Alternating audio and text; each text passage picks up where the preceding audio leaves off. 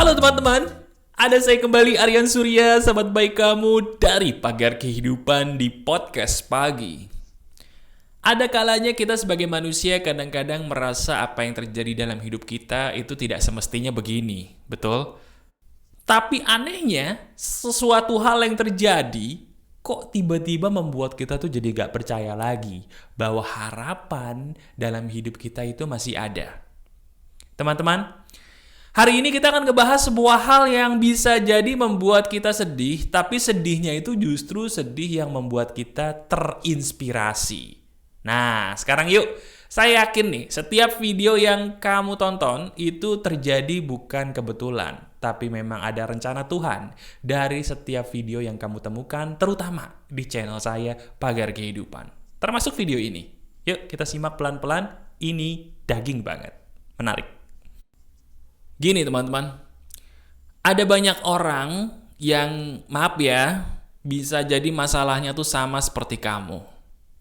Bahkan percaya nggak sih, saya yakin nih, saya sebagai sahabat yang rutin kamu tonton atau dengarkan, kamu pasti nggak ngira ya bahwa masalah hidup saya juga ada loh yang sama seperti masalah kamu.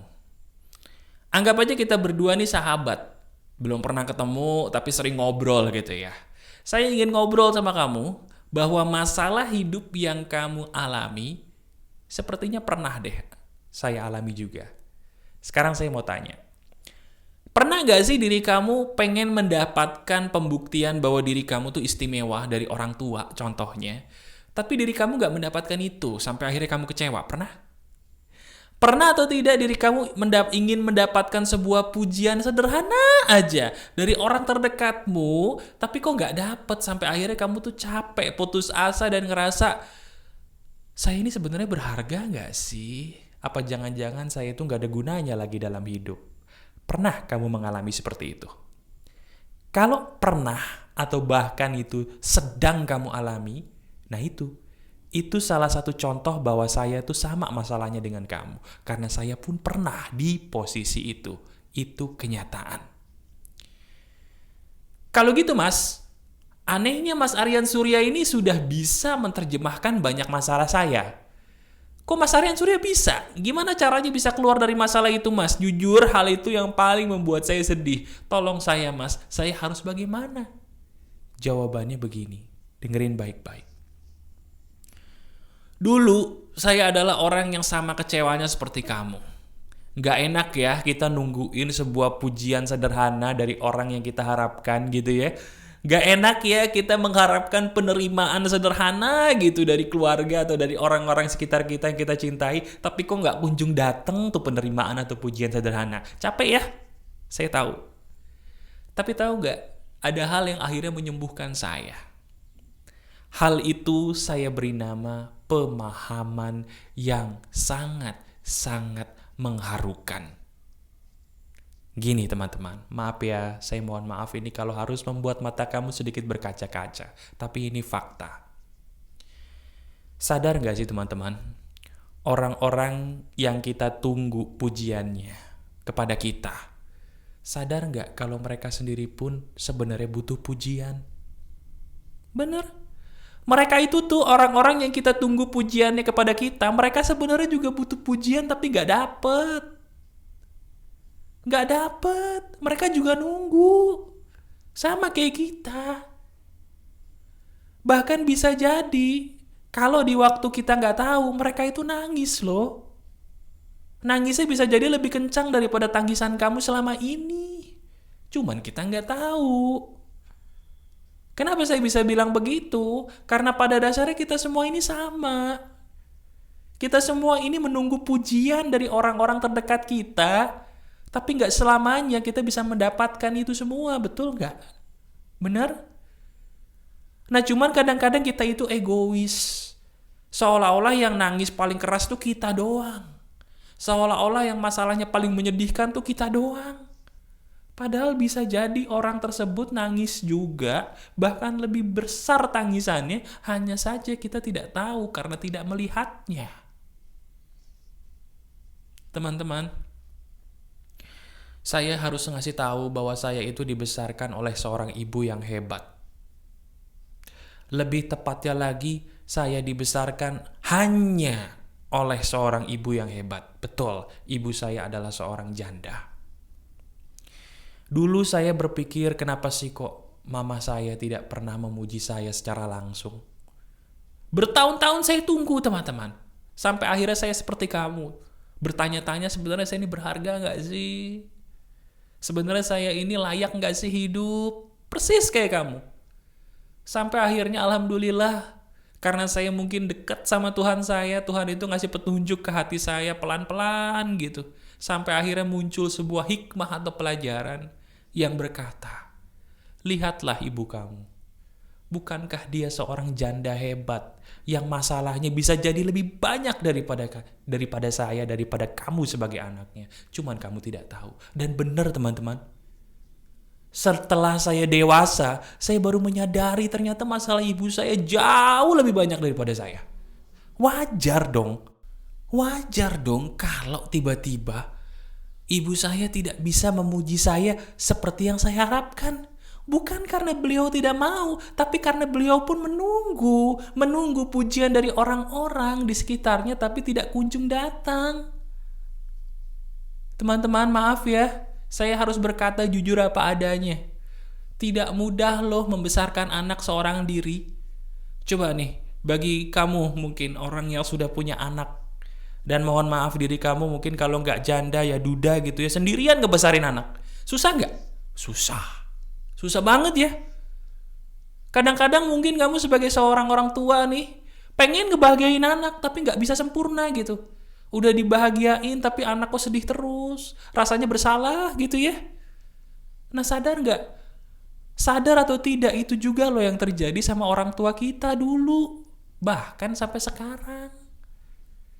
Kadang-kadang kita menuntut orang tua, pasangan, teman paling dekat untuk menuntut kita, untuk menuntun kita, membahagiakan kita, memuji kita gitu ya. Tapi kita nggak kunjung dapatkan itu semua, terus marah. Kenapa? Kenapa Anda tidak memuji saya? Kenapa papa mama tidak memuji saya? Kenapa saya tidak dihargai sebagaimana anak-anak lain, sebagaimana teman-teman lain, sebagaimana pasangan lain? Marah. Padahal dia lupa. Bisa jadi itu orang juga nangis di kamarnya dengan masalah hidup yang segudang yang kita nggak tahu. Hanya karena kita egois, kita menganggap mereka harus terus membahagiakan kita. Sebenarnya yang ngaco itu siapa sih? Halo? Yang ngaco itu siapa? Yang ngaco tuh kita. Hey, kita ini udah dewasa loh. Berapapun usia kamu nonton video Pagar Kehidupan, kalau diri kamu bisa dengerin saya, nangkep, berarti kamu mentalnya udah gede, udah dewasa, bukan anak kecil lagi. Berapapun usia kamu. Mau usia di KTP 60, 70, 50, 12, 10, 15, gak masalah. Kamu nangkep ucapan saya, nangkep mas, berarti kamu dewasa. Dewasa muda, bukan dewasa tua. Camkan itu.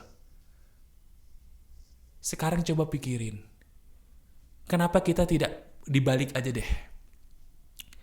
Kenapa kita nggak dibalik? Daripada kita nunggu, kenapa nggak kita memberikan cinta sama mereka sih? Daripada kita menuntut, kenapa kita nggak memberikan rahmat dalam bentuk perbuatan baik bagi mereka? Mumpung mereka masih ada, kalaupun mereka udah nggak ada, kenapa nggak kita rutin kirimkan doa terindah buat mereka sih supaya mereka lebih tenang di alam sana? Kalau kita selama ini nuntut perhatian dari pasangan mungkin nggak dapet, kenapa nggak kita terus aja sih yang memberikan perhatian tanpa harus menuntut balik gitu loh? Emangnya kita tahu pasangan kita nggak ada masalah? Tahu dari mana sih? Apalagi kalau misalnya perempuan nih, laki-laki itu suka nangis diem-diem loh. Iya.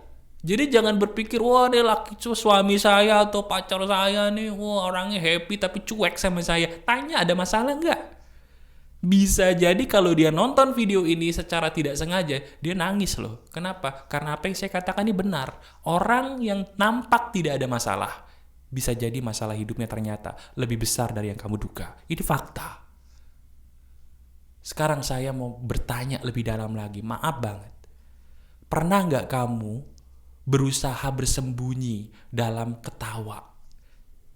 Diri kamu pura-pura ketawa. Ketawanya ngakak gitu, padahal dalam hati kamu menangis. Pernah nggak bersembunyi di balik kebahagiaan palsu yang kamu ciptakan? Supaya diri kamu tidak kelihatan sedih, kamu melakukan sesuatu yang menunjukkan, saya happy loh. Padahal setelah itu kamu nangis sendiri karena diri kamu sebenarnya lagi gak happy, lagi banyak masalah yang membuat kamu sedih banget. Pernah kayak gitu? Kalau kamu pernah, bukankah itu juga bisa terjadi sama mereka, orang-orang yang kita tunggu tadi itu pujiannya? Bisa nggak? Bisa, betul. Kalau bisa, kalau gitu pertanyaannya, kenapa kita menuntut mereka terus-menerus sampai kita sendiri sedih sih? Kenapa? Mas, apa yang dikatakan Mas Arya ini benar banget. Semuanya betul 100% Mas, saya setuju. Kalau begitu, apa yang harus saya lakukan sekarang, Mas? Sekarang gini. Pertama, kita tidak boleh jadi orang yang menganggap dunia ini punya kita doang. Saya ulangi ya. Kita tidak boleh menganggap bahwa dunia ini punya kita doang. Titik. Artinya apa? Artinya, kita gak usahlah menganggap bahwa semua orang itu happy seperti yang kita pikirin. Ketika kita mendapatkan perilaku yang kurang berkenan dari orang lain, siapapun mereka, terutama orang-orang terdekat kita, camkan baik-baik di pikiran kita bahwa bisa jadi orang itu punya masalah besar yang saya nggak tahu loh. Bisa jadi orang itu menangis di saat yang kita tidak bisa tahu. Orang itu bisa jadi nangisnya lebih parah daripada yang kita pikirkan, cuman kita nggak lihat aja gitu loh. Kenapa sih? Kenapa kita berpikir bahwa semua itu harus yang terlihat? Kalau yang nggak terlihat nggak ada gitu. Kok gitu sih pikirannya? Kenapa harus gitu pikirannya? Padahal kita sendiri pernah loh tadi mengakui bahwa iya, Mas saya pun sendiri pernah loh Mas di depan ketawa, di belakang nangis. Nah, kalau kita pernah, masa orang lain nggak boleh? Iya kan? Jadi itu yang membuat saya akhirnya pulih, teman-teman. Saya tidak lagi sakit hati dengan orang-orang tersebut, tapi justru saya iba. Saya balik mendoakan mereka, saya balik membahagiakan mereka, saya balik peduli dengan mereka, bukan menuntut mereka peduli kepada saya. Dibalik. Nah, itu juga yang saya ingin kamu sebagai sahabat saya, ayo lakukan. Kita tidak boleh menuntut sesuatu terlalu besar, sementara kita pun lupa bahwa mereka pun manusia juga loh, sama seperti kita. Betul nggak? Iya kan? Sekarang yuk maju lagi, coba lagi, terus jadi orang yang lebih baik. Kamu itu orang yang luar biasa. Diri kamu hebat. Bisa terus menonton video saya di Pagar Kehidupan untuk merubah dirimu sendiri, dan alhamdulillah sudah ada perubahan ya, pasti ya. Seizin Tuhan, dan kamu itu luar biasa istimewa. Pesan saya di bagian akhir cuma satu, dengerin baik-baik. Kita tidak perlu pembuktian bahwa kita itu istimewa. Karena pada dasarnya kita sudah istimewa. Kalau kita memang sudah istimewa, salah satu bukti keistimewaan kita adalah apa? Betul. Kita selalu rutin ingin membahagiakan orang lain. Cari pembuktian bahwa kamu istimewa bukan dengan cara menunggu pujian orang lain, bukan. Tapi buktikan diri kita istimewa dengan cara kita selalu rutin ingin membahagiakan orang lain dengan semampu kita. Rutin bahagiakan orang lain dan rutin bahagiakan diri kita sendiri. Katakan setiap kali kita bercermin, kamu istimewa selalu dalam hidupmu. Ulangi lagi, kamu orang istimewa. Saya istimewa. Katakan dengan suara lantang, ayo di bagian akhir ini. Katakan dengan suara lantang, saya istimewa. Saya ingin jadi orang baik. Saya istimewa. Saya ingin jadi orang baik. Gimana rasanya? Lebih enak ya?